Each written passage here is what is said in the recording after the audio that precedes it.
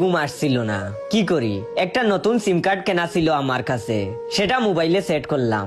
আমার বউ বাপের বাড়ি ছিল, আমি আননোন নম্বর থেকে মেসেজ দিলাম আপনি বাড়িতে নেই। সেই সুযোগে আপনার বাড়িতে এক ভীষণ সুন্দরী মহিলা একটু আগেই ঢুকলো।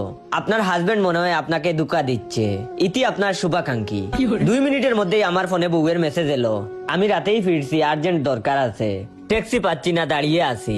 ঘর থেকে তুমি বা অন্য কেউ থাকলে যেন না বেরোয়। সামনের বাড়ির জয়িতা বৌদি নজর রাখছে। তখন আমি সামনের ফ্ল্যাটের জয়িতা বৌদিকে আননোন নম্বর থেকে মেসেজ করলাম, আপনার বড় অফিসে মালা বলে মেয়েটিকে বিয়ে করতে যাচ্ছে, কাল আমতলা মন্দিরে দুপুরে বিয়ে করবে, বিশ্বাস না করলে আপনার ব্যাপার, ইতি আপনার শুভাকাঙ্ক্ষী। একটু পরেই ওদের ফ্ল্যাটের চরম হইচই, বাসনপত্র ফেলার আওয়াজ শোনা যাচ্ছে। পাশের বাড়ির সোনালী বৌদিকে আননোন নম্বর থেকে মেসেজ করলাম, আপনার বড় আমাকে পাগলের মতো ভালোবাসে, আপনি আমাদের প্রেমে কাটা হয়ে কেন বসে আছেন, লজ্জা করে না আপনার?